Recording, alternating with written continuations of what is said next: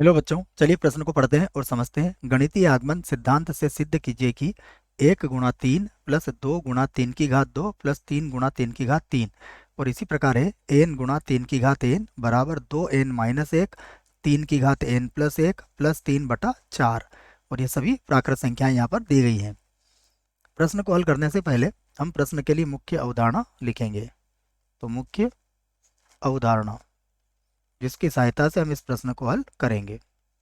मुख्य अवधारणा में हम गणितीय आगमन के सिद्धांत के चरणों को लिखेंगे बच्चों। तो इसका जो पहला चरण होता है वह यह है कि जो भी कथन हमें सिद्ध करना है उसको P ऑफ n मानना है।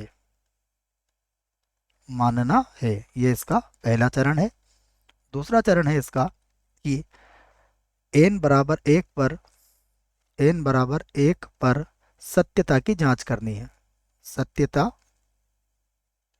सत्यता की जांच हम लोग करेंगे। उसके बाद नंबर तीन हम n बराबर k पर सत्य मानना है। सत्य मानना है।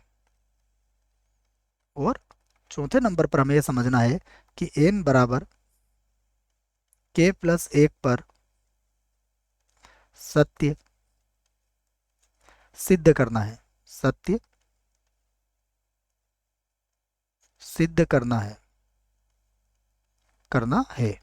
ध्यान रहे k जो होगा ये कोई भी प्राकृत संख्या यहाँ पर हो सकता है। आइए, जैसा हमने कहा है वैसा ही करेंगे। मैं मान लेता हूं, माना दिया गया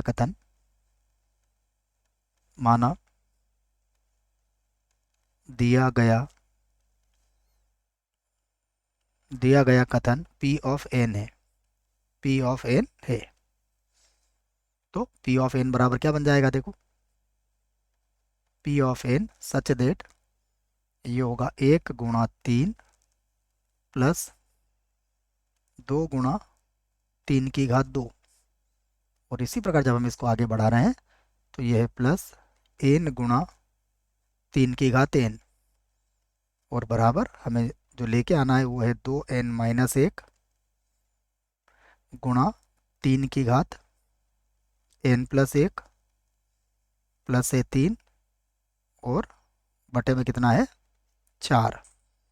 यहाँ पर हम क्या करेंगे? सबसे पहले n बराबर 1 रखेंगे। तो n बराबर 1 रखने पर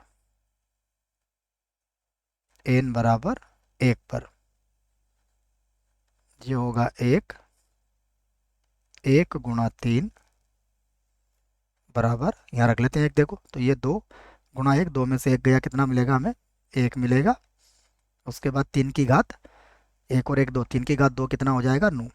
तो ये हो गया 9 प्लस कितना हो गया यहाँ पर? 3 और बटे में कितना आ गया? 4। अगर ध्यान से देखें तो P ऑफ 1 सच देट यहाँ पर भी 3 आ गया और 9 और 3 12 को 4 से भाग लगाओगे तो यहाँ पर भी 3 आ गया, जो क्या है? जो सत्य है। इसका अर्थ क्या हुआ? कथन n बराबर 1 पर सत्य है। अर्थात हमारा जो कथन है, कथन n बराबर 1 पर सत्य है। सत्य है। ये n बराबर 1 पर कथन हमारा सत्य हो गया। अब मान लेंगे हम माना कथन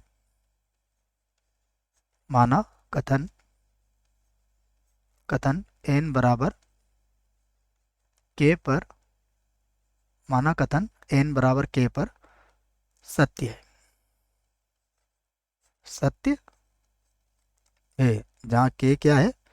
कोई भी प्राकृत संख्या हो सकता है।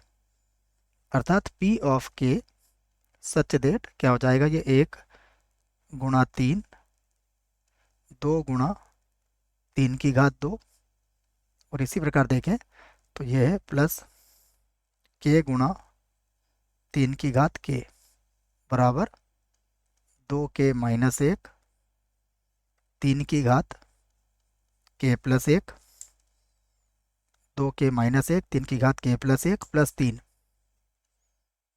प्लस 3 और पूरे के बटे में कितना है? पूरे के बटे में है 4। इसे हम बना सकते हैं समीकरण 1 और अब लिख सकते हैं कि सिद्ध करना है, सिद्ध करना है,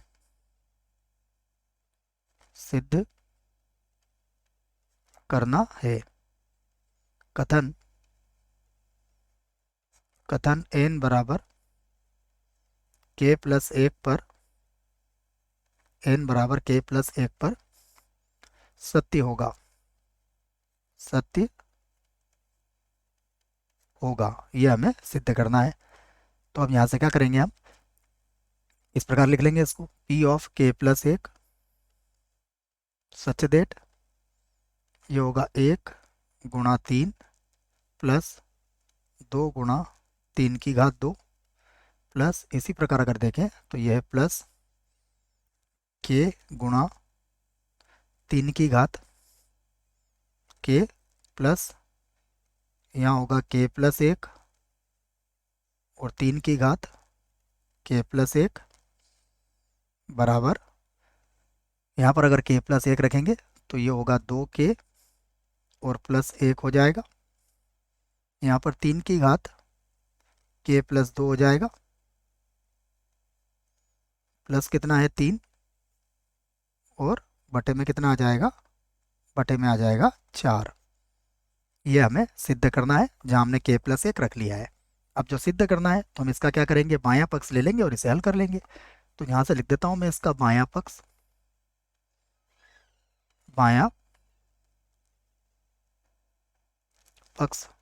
देखिए बायां पक्ष क्या होगा, 1 गुणा 3 प्लस 2 गुणा 3 की घात 2 और प्लस यहाँ पर होगा k गुणा 3 की घात k प्लस 1, k है बच्चों, है ना, k प्लस 1 नहीं, 3 की घात k है, ऊपर से लिख रहे हैं हम इसको, गलती ना हो। प्लस यहाँ होगा k प्लस 1 और ये हो जाएगा 3 की घात k प्लस 1। अब ध्यान से देखिए ये जो मान आपके सामने लिखा हुआ है, ये मान आप समीकरण नंबर 1 से रख सकते हैं।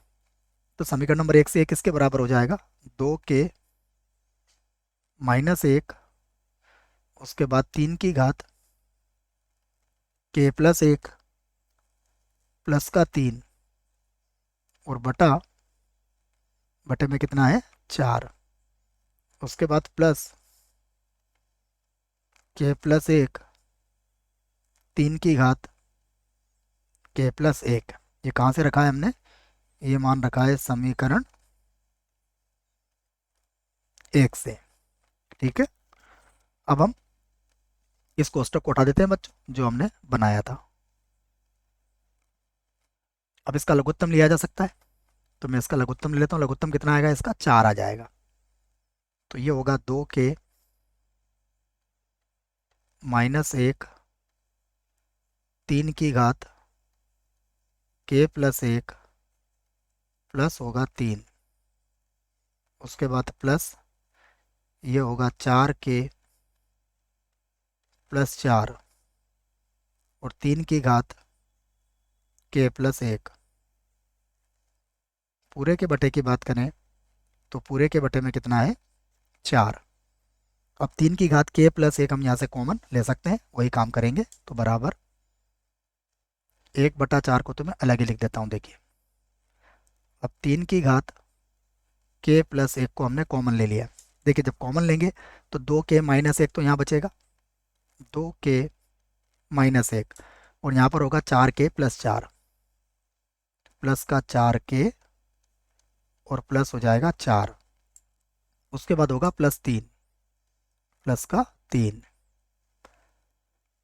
बराबर। देखिए 1/4 तो वैसे रहने देते हैं, ये होगा 4 और 2 6 के, 4 में से 1 गया तो बचेगा 3, ठीक है। और 3 की घात कितना है k प्लस 1 है, प्लस कितना है 3, ये तो वैसे रहेगा। अब यहाँ से आप 3 को कॉमन ले सकते हैं। देखिए तो 1/4 कोष्टक 3 कॉमन लेंगे तो ये होगा 2k प्लस 1 और जैसे 3 कॉमन लेंगे बच्चों तो 3 की घात k प्लस 1 क्या बन जाएगा, 3 की घात k प्लस 2, एक घात इसकी ओर बढ़ जाएगी, प्लस कितना हो गया 3। देखिए हमें क्या लेके आना था। तो समीकरण नंबर 2 को देखिएगा, 2k+1 3 की घात k+2 +3/4। तो ये हमारा क्या आ गया है, ये आ गया हमारा दायां पक्ष। दायां पक्ष, हम बायां पक्ष लेके चले थे, दायां पक्ष हमारा आ चुका है। तो हम कह सकते हैं कि कथन हमारा क्या है, कथन जो है n बराबर k+1 पर कथन कथन सत्य है। तो गणितीय आगमन के सिद्धांत से ये सारी चीजें सिद्ध हो गई है बच्चों। यहाँ पर लिखना पड़ेगा हमें, अतः गणितीय आगमन के सिद्धांत से, अतः गणितीय आगमन गणितीय आगमन सिद्धांत से, गणितीय आगमन सिद्धांत से कथन कथन P ऑफ n सभी, P ऑफ n कथन P ऑफ n सभी n belongs to capital N के लिए सत्य होगा, सत्य होगा। यही हमें सिद्ध करना था बच्चों। आशा करता हूँ प्रश्न का उत्तर समझ में आया होगा। धन्यवाद।